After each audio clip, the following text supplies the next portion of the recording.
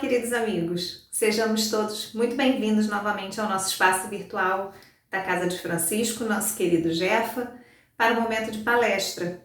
Hoje, o estudo será conduzido pelo companheiro Arthur Fernandes, do IEBM, com o tema Meu pai faz tudo errado. Então, para começarmos a nos preparar para esse momento, vamos fazer a nossa prece inicial, nos colocando então em posição confortável, para que possamos nos ligar a Deus, nosso Pai de infinito amor, de misericórdia, a Jesus, a Francisco de Assis e a todos os amigos espirituais da nossa casa e de cada um de nós. Agradecendo, sobretudo, pelo dom da vida, pela oportunidade de aqui estarmos, tentando a cada dia melhorar um pouquinho.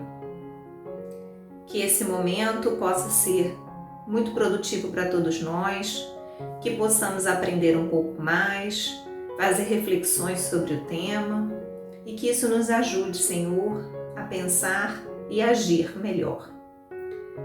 Pedimos por sua misericórdia para com todos os nossos irmãos que neste momento sofrem pelos mais diversos motivos, por dores do corpo, dores da alma, por todos aqueles nos dois planos da vida que precisam de acolhimento. Pedindo então que envolvam e protejam a todos nós, hoje, agora e sempre. Que assim possa ser. Uma boa palestra para todos nós.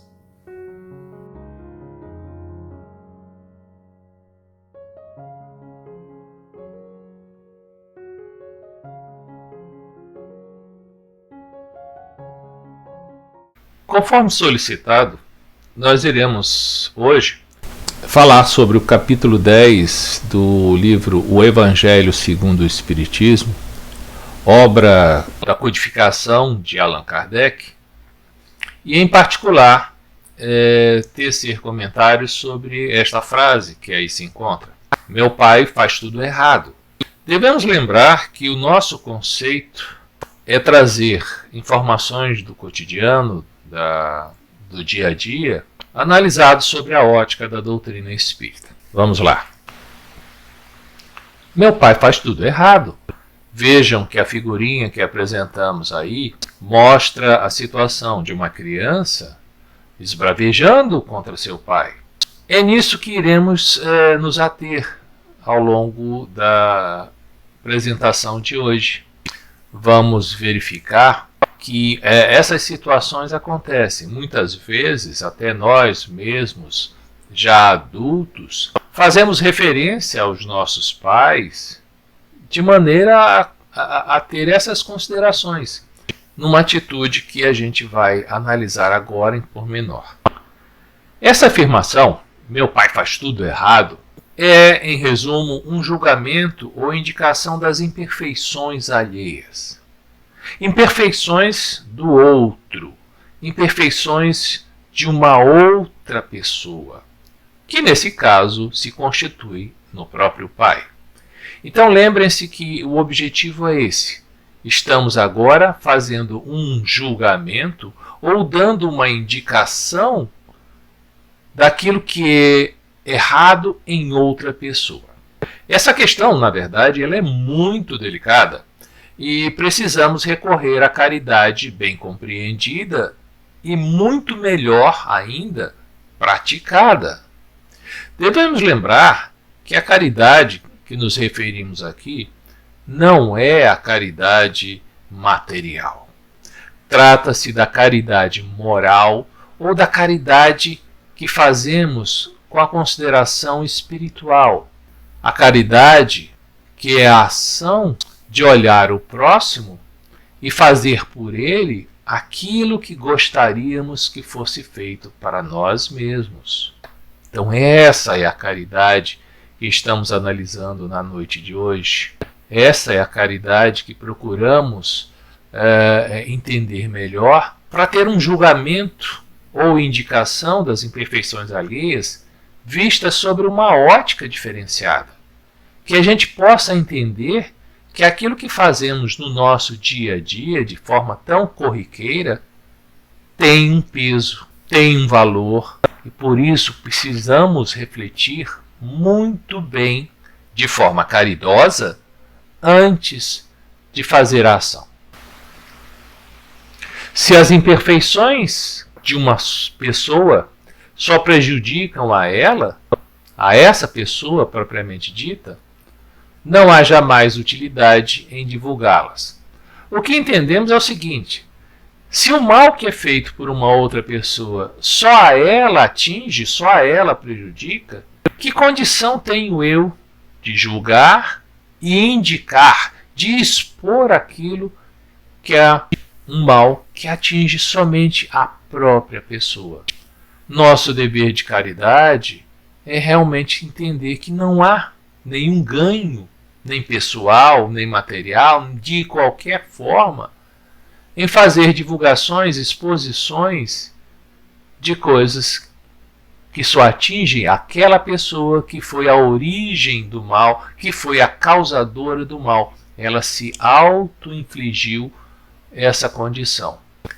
Por outro lado, mas se elas podem prejudicar a outros, ou seja, o mal feito ou a ação negativa feita por aquela pessoa prejudicar a outros, é necessário preferir o interesse do maior número de atingidos ao de um só. Nesse caso, a doutrina nos esclarece que o nosso trabalho tem que ser produtivo em relação à nossa evolução espiritual, em relação à nossa evolução moral. Então, algumas vezes, é do interesse coletivo que alguma coisa aconteça com a exposição dessas falhas, principalmente as falhas morais, que poderiam contaminar outras pessoas, ou poderiam infligir um mal a outras pessoas. Então, devemos assumir nessa situação uma condição especial de fazer essa divulgação ou esse julgamento, entre aspas. Devemos lembrar que, conforme as circunstâncias, desmascarar a hipocrisia e a mentira pode ser um dever. É um dever moral nessas situações, quando se identifica o mal atingindo a muitas pessoas, a muitos outros. Mas sempre, em qualquer situação, a gente tem que, conforme o caso, torna-se necessário colocar na balança as vantagens e os inconvenientes destas ações sobre o comportamento alheio. É o nosso tribunal interior. Essa balança é aquilo que julgamos em nossa mente, considerando aquilo que será vantajoso para o causador do mal e para aqueles que serão atingidos por essa ação, tanto aquilo que for positivo quanto aquilo que for negativo. E aí é o momento em que decidimos, pela inclinação do fiel da balança, se a gente faz ou não faz. Se o dever de caridade, se a nossa ação caridosa vai levar em conta essas vantagens e as desvantagens ou inconvenientes. Toda ação tem uma reação. Meu pai faz tudo errado. E aí a gente lembra daquilo que o Mestre Jesus nos disse e que está lá em Mateus capítulo 7, versículos 1 e 2. Não julgueis para não serdes julgados. E devemos também lembrar uma outra frase que complementa: atire a primeira pedra aquele que estiver sem pecados. Então, quando eu falei que devemos ponderar a respeito dos nossos julgamentos ou das nossas atitudes em divulgar males ou procedimentos negativos alheios, devemos lembrar que também seremos julgados. Estamos na mesma situação.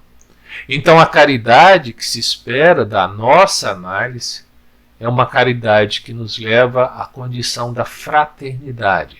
Somos todos irmãos, criaturas de um Pai maior. Mas aí há um questionamento. Será que existem casos em que seja útil descobrir e revelar o mal ou o erro alheio? Não descobrir por procurar, mas tornar a descoberto. Tá? O sentido do verbo aí é expor e revelar o mal ou o erro alheio. Esse questionamento deve ser a primeira coisa a ser pensada quando exercemos esse nosso direito de julgar. É um direito que nos é dado, tá? É um dever de consciência que possuímos, que deve ser utilizado. Quando se fala não julgueis, não quer dizer que não haja essa possibilidade. Estamos entendendo que a nossa forma de julgamento será a mesma forma que será utilizada para sermos julgados. Então veja bem, se eu tiver considerando que a minha atitude de divulgar ou revelar um erro alheio, produzir uma ação útil e dentro dessa ação existir caridade, eu estou fazendo isso de forma justa. Estou fazendo um julgamento justo daquilo que eu estou fazendo em relação a outro. E será a mesma forma que desejo com que eu seja também julgado. Uma condição de igualdade. Devemos sempre lembrar disso. O equilíbrio no exercício dos bons sentimentos é algo que a doutrina nos pede a cada instante.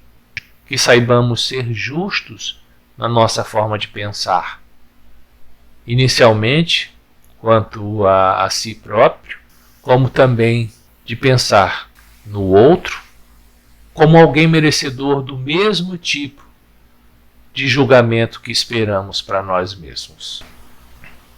E aí a gente vai lembrar o seguinte: quais são os erros comuns que identificamos em nossos pais? E aí eu trouxe essa apresentação mostrando algumas coisas. O primeiro dos erros que nós destacamos é que normalmente quem é pai, de repente a carapuça cabe certamente, não entender que os filhos cresceram. Vejam que a foto até mostra um jovem já adulto e o pai não entende que esse filho adquiriu uma nova realidade. Durante a evolução física da criança, há um afastamento natural dos pais, para que os filhos possam testar sua independência e autonomia. É natural isso. É do nosso progresso evolutivo, físico, moral e espiritual. A gente não tem que ficar na condição de estagnação. Todo pai, toda mãe sempre deseja que seu filho permaneça do jeito daquele que ele veio ao mundo. Aquele bebezinho, aquela criança pequenininha, brincalhona. É a realidade de todo pai. Custa entender que os filhos crescem tendo independência e adquirindo autonomia. Entretanto, devemos lembrar que isso não significa que os jovens não gostem mais de seus pais. Continuam gostando. De forma geral, é isso que acontece. Só que eles agora têm domínio sobre suas próprias vontades. Outro erro é minimizar as descobertas dos filhos. E a gente deve considerar que os pais costumam dizer aos filhos que sabem perfeitamente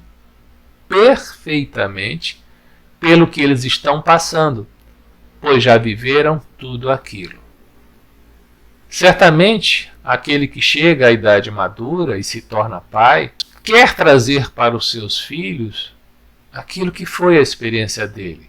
Mas os filhos também são pessoas, são espíritos com uma certa bagagem espiritual e que colocam em exercício na vida material essa vivência anterior e acabam até mesmo apresentando situações em que a experiência é maior do que a do próprio pai. E aí esses pais se acham na condição de pais podendo dizer qual é o melhor caminho para os seus filhos, ou seja, assume que a condição da experiência particular ela é a melhor forma, o melhor indicativo para aquilo que os filhos têm a trilhar em suas vidas.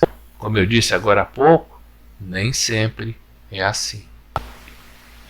Às vezes, é impossível impedir o sofrimento dos filhos com esse nosso conhecimento, mas é impossível impedir dessa forma.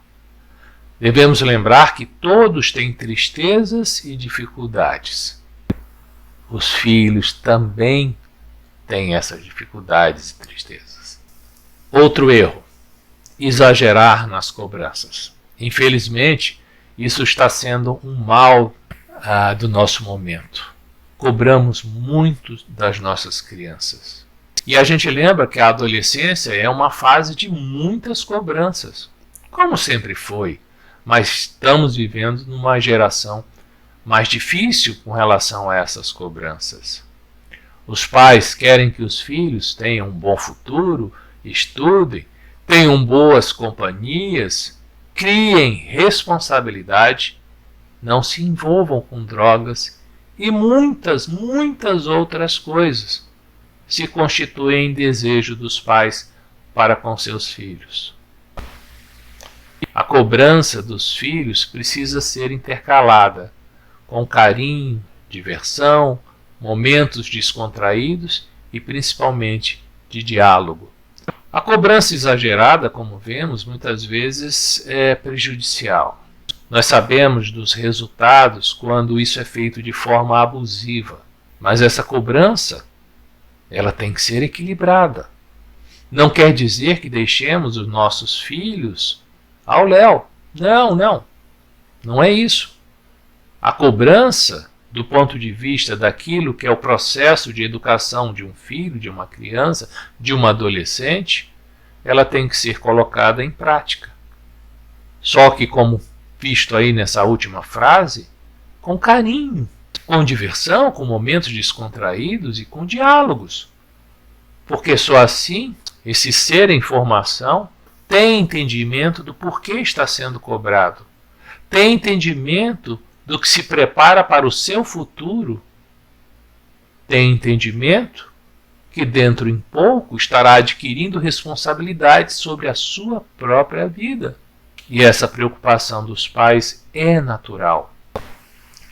Só que a gente deve lembrar que quando há exagero nessa cobrança, quando há muita pressão, isso vai atingir de forma exaustiva os dois lados, que são os filhos e os pais. Atinge aos dois. Devemos lembrar que quando exageramos nas nossas atitudes, isso também nos atinge.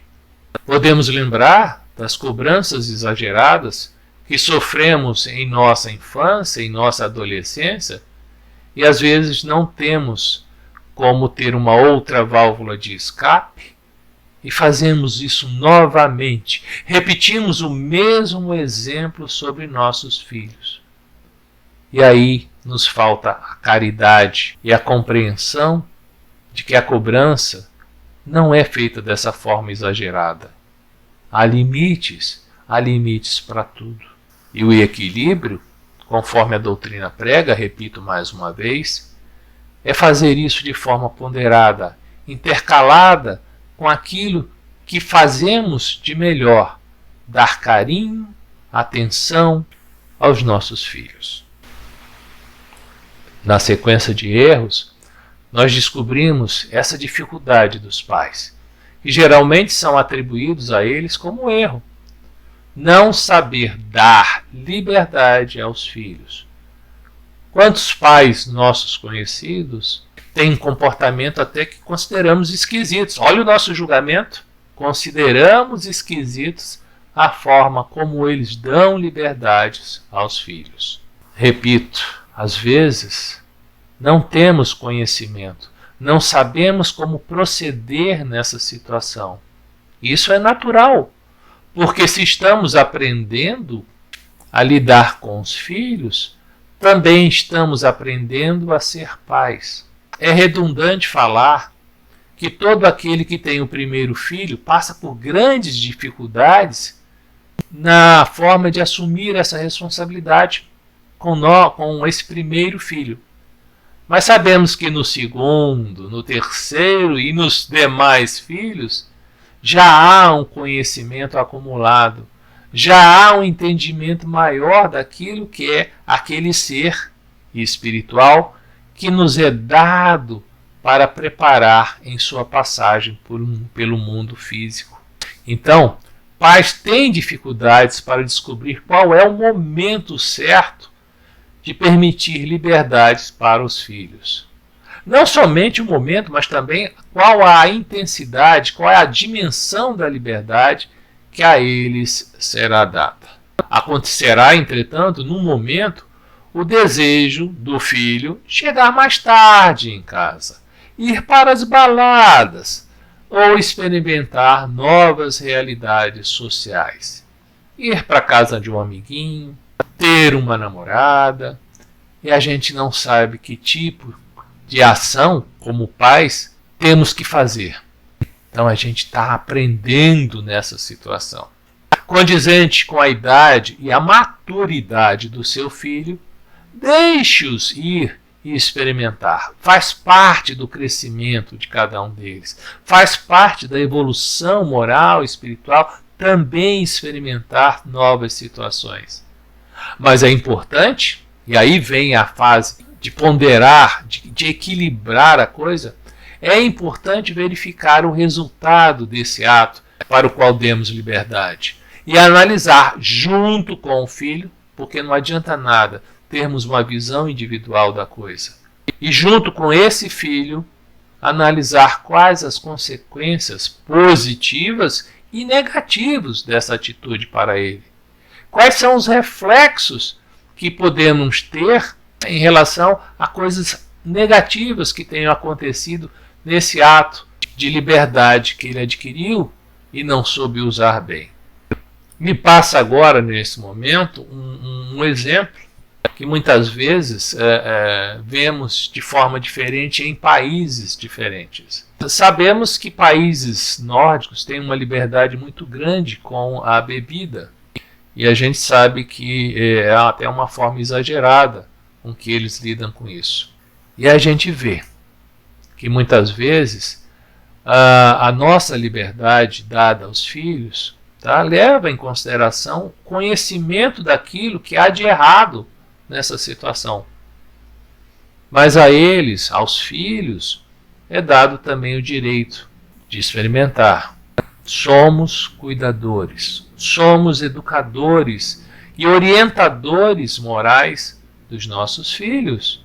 Mas eu não posso cercear de forma geral a liberdade deles, restringindo todo e qualquer direito dele crescer, dele evoluir, a troco do conhecimento que eu tenho da vida, daquilo que há de errado nessa vida. Mais importante do que impedir é conversar com os filhos, dialogar com eles para que ele possa entender, fazer ver que a experiência que adquirimos tem um valor e pode ajudá-lo a decidir de uma maneira mais equilibrada. Da mesma forma que muitas coisas nos são desconhecidas, a gente deve também confessar isso.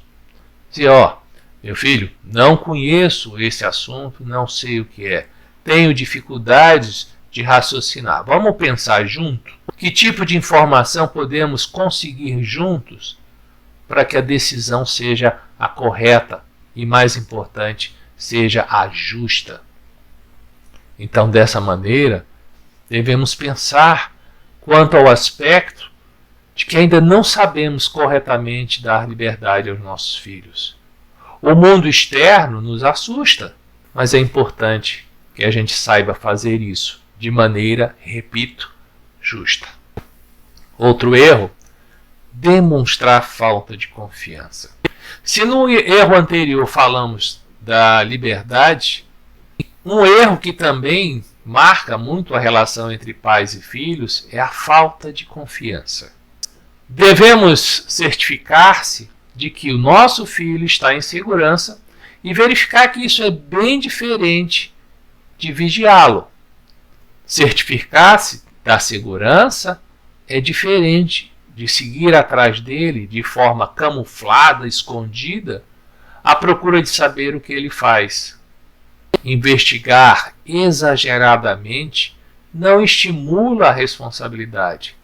Em verdade, isso gera um clima de desconfiança. Há um rompimento de um elo de ligação entre um filho e o pai quando isso acontece. As relações íntimas entre pais e filhos são baseadas na confiança mútua. As relações internas de ser para ser dentro de uma família, dentro de um lar, são baseadas naquilo que o adolescente, que a criança mais nova, tem em relação àqueles que são seus pais.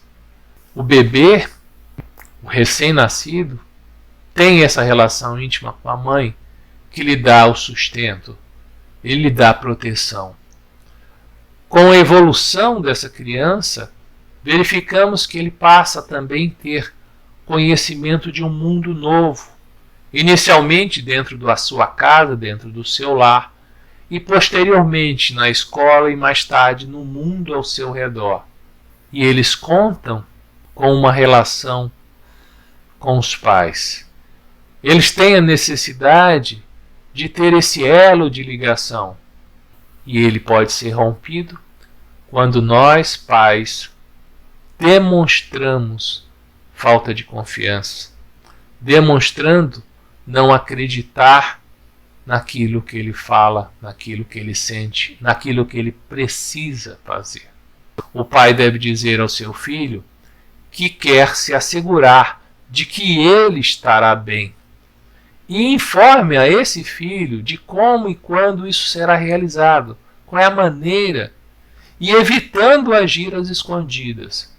Nada mais serve para acabar com o elo de confiança, com a ligação de confiança, quando agimos de forma escondida. A verdade sempre aparece, e isso faz com que aquele que está aprendendo não queira se submeter a uma situação dessa. Agindo às escondidas, os pais têm essa capacidade. Seja franco com seu filho, diga, eu estarei te apanhando na balada. Na hora tal, é bom para você? Tá. Meia hora, um pouquinho mais. Tá bom.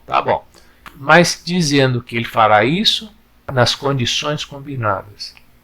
Isso é, além de dar a liberdade ao seu filho, é dar a ele a necessária confiança.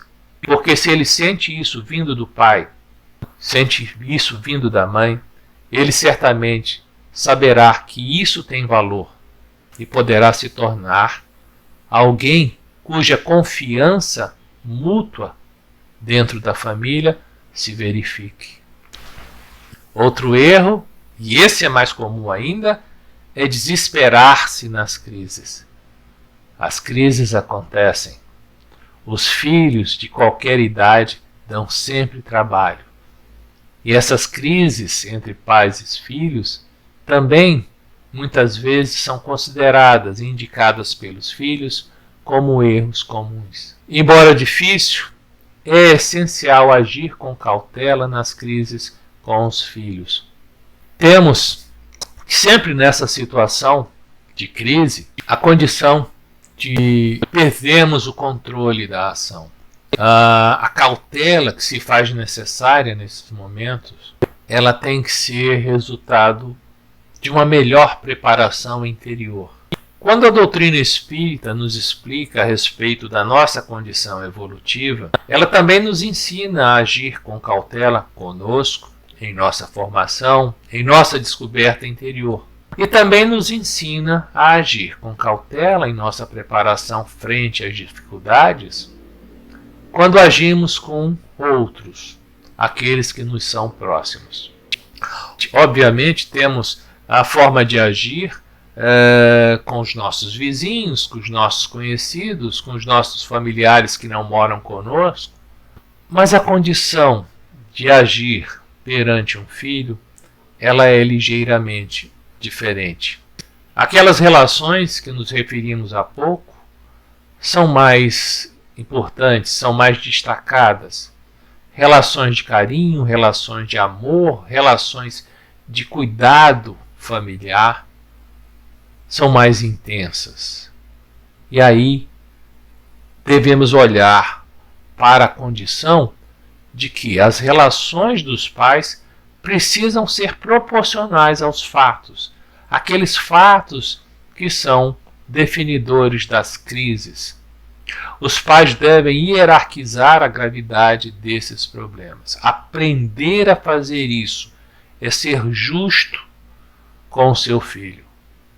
Saber entender, e eu posso dizer agora um exemplo, que há uma grande diferença, embora algumas vezes as reações dos pais sejam praticamente as mesmas, entre aquela criança que chega, em casa com um odor alcoólico e tenha o mesmo comportamento equivalente àquilo que seria a esse mesmo filho chegar ou ser encontrado no hospital em coma alcoólica.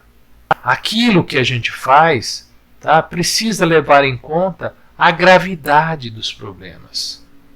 Saber dosar as nossas ações em função da dimensão dos problemas a serem enfrentados. Ter uma reação desmedida, descontrolada, exagerada, estimula geralmente o filho a mentir. Esse é o nosso grande problema. Fazendo pequenas ações erradas e tendo reações paternas do tamanho daquelas grandes erros, daqueles erros de tamanho enorme, faz com que o filho comece a ser estimulado a camuflar essa verdade, a esconder, a mentir a realidade dos seus erros. Por isso, converse com calma, para entender as razões que levaram seu filho a levantar esse véu da descoberta de um mundo novo e ter feito escolhas erradas. Seja justo dessas situações. Seja cauteloso em ter o controle da crise, em saber trabalhar com ela. Nossos filhos são preciosos. Sabemos que as crises surgem em função dessa nossa visão, de que eles são nossos bens como filhos. Mas, na verdade, devemos lembrar que são pessoas que estão adquirindo liberdade, consciência do mundo em que vivem, consciência de que são também pessoas com pensamentos, com atitudes e maneiras de agir. Constranger os filhos também é um erro que muitas vezes encontramos nessas situações entre pais e filhos. Na adolescência, é muito comum os filhos terem vergonhas dos pais. Sabemos que os pais possuem informações que podem envergonhar o filho diante dos amigos. Quantas vezes vemos isso acontecer, a título de se tornar íntima dos amigos do seu filho, o pai ou a mãe começam a passar informações que mais tarde fazem com que a situação seja de receber uma bronca do filho. Ô mãe, você contou isso para eles? São situações que acontecem no dia a dia. São situações que nos levam a considerar que pai e mãe não são amigos dos seus filhos. Não. Pais que querem ser amigos não estão sendo bons pais. A relação precisa ser hierárquica. Isso não significa que tenha que ser uma relação ruim. Não. Filhos nos são dados para que sejam cuidados. Filhos nos são dados para que sejam orientados. Filhos nos são dados para que possamos produzir novos seres, justos, bondosos, caridosos, o que há de melhor para ser colocado em cada uma dessas evoluções. Mas a gente não pode ter a relação de que pai e mãe são amigos dos seus filhos. E quando eu falo de amizade, é a amizade daquelas que a gente tem com relação a um colega de trabalho, a uma relação que a gente tem com os amigos que temos nas ruas. A diferença é que com amigos temos relações de igual para igual. E sabemos que pela relação natural, de formação de uma família, entre pais e filhos, não temos essa igualdade. As relações familiares têm essa hierarquia.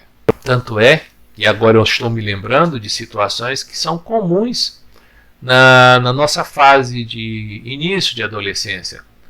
Quando pedimos aos pais para fazer alguma coisa. Posso ir na festinha do fulano de tal? E aí o pai diz assim, pergunta para sua mãe. Aí você vai para a mãe e ela pergunta, ela responde, já perguntou seu pai? Então veja bem, se fosse um amigo, não haveria essa condição. Se fosse um amigo, a gente se encontra lá, tá na festa. Mas entre pai e mãe, geralmente a gente tem essa condição hierárquica, estabelecida.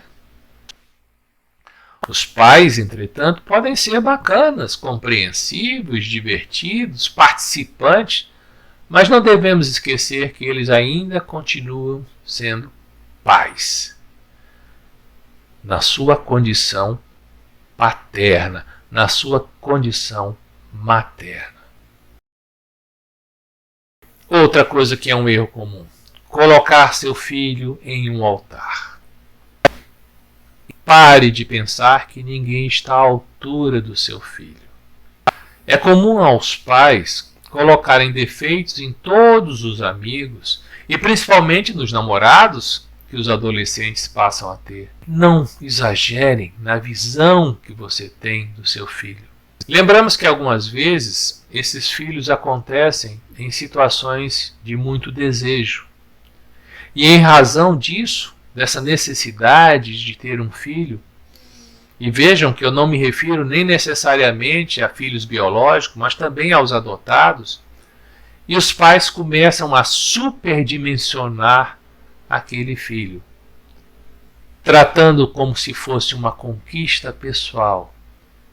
E aí, assumindo um comportamento que o isola, colocando esse filho numa proteção exagerada.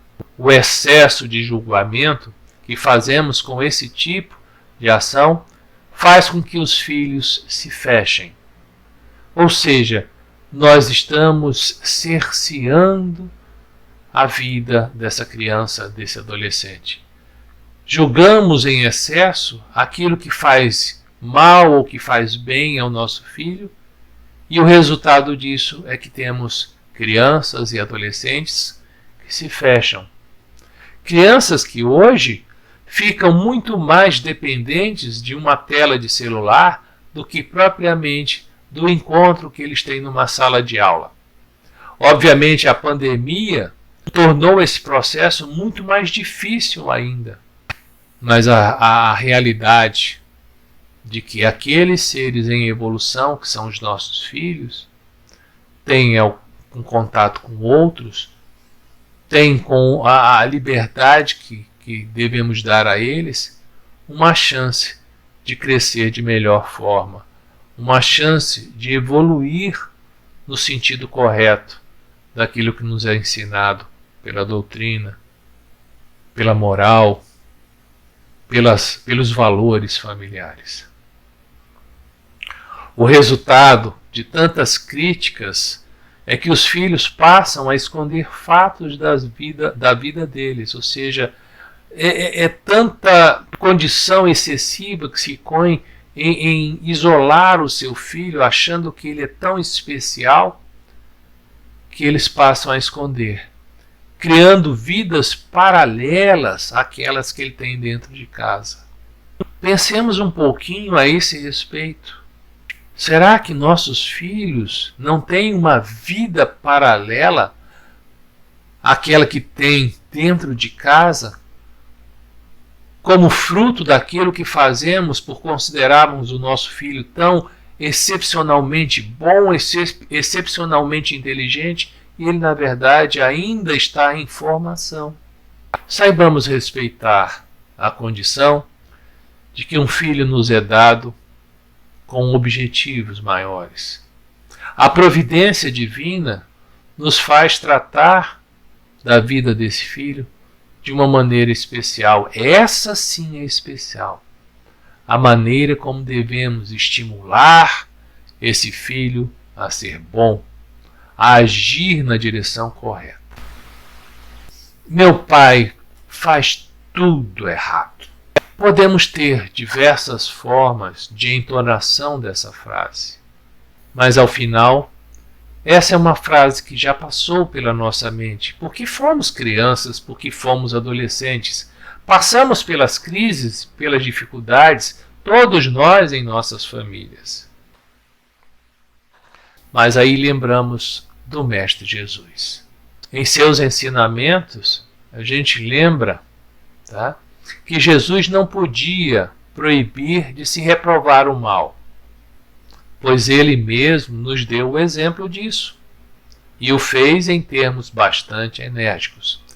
Então ele não reprova, por aquilo que ele nos deixou em termos de ensinamentos, a atitude de reprovar o mal, de expor esse mal quando isso trará benefício de forma coletiva, de forma maior. Ele fez isso. Ele passou uma série de reprimendas que podemos verificar ao longo da sua passagem pelo planeta.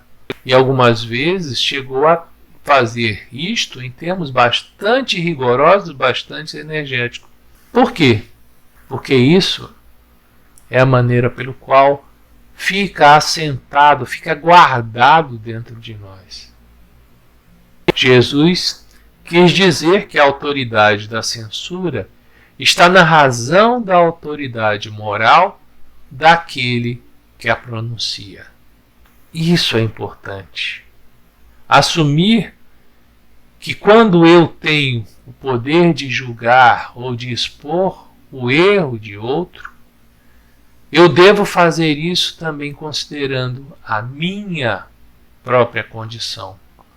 Assumindo que eu tenho condições morais e lisura para fazer isso. Se eu tenho em minha vida momentos em que furto alguma coisa, em que desviei dinheiro de outra, como posso eu apontar isso para outro? Se eu mesmo, na condição de ser em evolução nesse planeta, nesse mundo de provas e inspirações, tenho esses males guardados dentro da minha consciência. Quem sou eu para indicar, apontar o dedo para outra pessoa pelos mesmos erros pelos quais sou também autor? Fui um pouco mais pesado com relação a esse exemplo, mas vejam que a realidade é essa. Saibamos estabelecer de forma caridosa a justiça das nossas ações. O Mestre Jesus nos permitiu que isso fosse feito. Aquilo que ele diz para a gente é o fato de reconhecermos que o mal pode ser apontado, pode ser reprovado, mas que isso seja feito de forma justa e caridosa.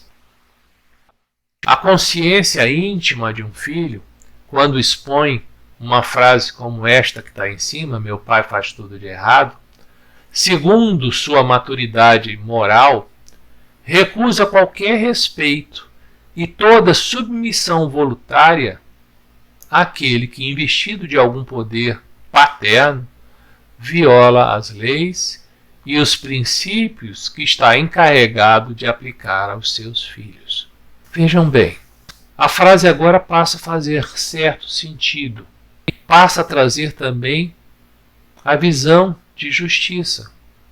Porque quando dita de coração, respeitando a sua consciência, Ou seja, quando um filho diz isso, entendendo o seu nível de maturidade, ele se vê que aquele que foi investido de poder paterno, aquele que foi incumbido da missão de ser pai ou de ser mãe, vai contra tudo aquilo que são as leis e princípios dessa condição paterna, da condição do exercício daquilo que ele tem que fazer para com seus filhos, em termos da sua educação moral, da sua educação acadêmica. Muitas vezes esquecemos que essa submissão voluntária dos filhos em relação aos pais acontece por isso. Porque inicialmente ele não tem o conhecimento do que é o mundo. E ao adquiri-lo, ele passa a ter novos mecanismos de avaliar o que seu pai faz, o que sua mãe deixa de fazer. E aí surgem o despertar dessa consciência interior. E isso aconteceu com todos nós. E assim devemos lembrar que agora a frase passa a ter um certo sentido. Entretanto, devemos também lembrar que a única autoridade legítima aos olhos de Deus, ou seja, seguindo as leis divinas, é aquela que se apoia no bom exemplo. Sejamos bons pais, sejamos boas mães, para que tenhamos bons filhos. Porque essa é a forma legítima, essa é a forma condizente com a nossa visão do bem, do amor e da caridade, para que tenhamos nossos filhos evoluindo ao longo do melhor caminho. E aí a gente deve lembrar que tudo isso que foi dito agora não são palavras que têm origem na minha autoria. São coisas que aprendemos nas palavras do Mestre Jesus. E ele se configura como o nosso melhor exemplo. O ser que nos governa, que governa esse planeta, o Mestre Jesus, ele será sempre o nosso melhor conselheiro e o melhor companheiro de jornada. Ele é o nosso irmão mais velho. Ele nos dá tudo aquilo que, em termos de aprendizado e em termos de nossa evolução moral e espiritual, necessitamos. Ele é o nosso bom exemplo. Nós vamos agora fazer nossa prece final através da leitura de um poema de Casimiro Cunha, Carta aos Pais. Não podes viver a esmo numa estrada indefinida. Um pai tem obrigações das mais nobres que há na vida. Meu irmão, em tua casa, nas ternuras dos filhinhos, personifica o bom senso entre os beijos e os carinhos. Por enquanto, a terra inteira ainda é um mar agitado. Se não dominas a onda, virás a ser dominado. Entende à luz do caminho, a tua finalidade não é somente a da espécie nas lutas da humanidade. Exige-se muito mais dos teus esforços no mundo. Recebestes de Jesus um dom sagrado e profundo. Se a missão das mães terrestres é conduzir e ensinar, o teu trabalho é de agir no esforço de transformar. Não esqueça teus deveres na esfera da educação, fazendo de tua casa a escola de redenção. Um pai que deixa os filhinhos abandonados ao léu não corresponde no mundo à confiança do céu. Cuida bem dos pequeninos, A educação tem segredos que devem ser estudados desde os tempos dos brinquedos. A tua função no lar não é somente prover, mas adota providências procurando esclarecer. Ensina os teus a gastar. Quem vive muito à vontade pode encontrar a miséria no fim da ociosidade. Gastar somente o que é justo é ser prudente e cristão. Quem gasta o que não é seu faz dívidas de aflição. Luta sempre, mas se os teus não te seguirem os trilhos, esperemos nesse Pai de quem todos somos filhos. Na pobreza ou na fortuna, esforça-te, meu amigo, exemplifica o trabalho e Deus estará contigo. Esse poema é de Casimiro Cunha, que vemos aí ao lado, e ele foi extraído do livro Luz no Lar. Esse livro foi editado por diversos espíritos, psicografia de Francisco Cândido Xavier. Então, dessa maneira, agradeço a atenção de todos e vamos encerrar a nossa apresentação de hoje. O nosso abraço fraterno a todos.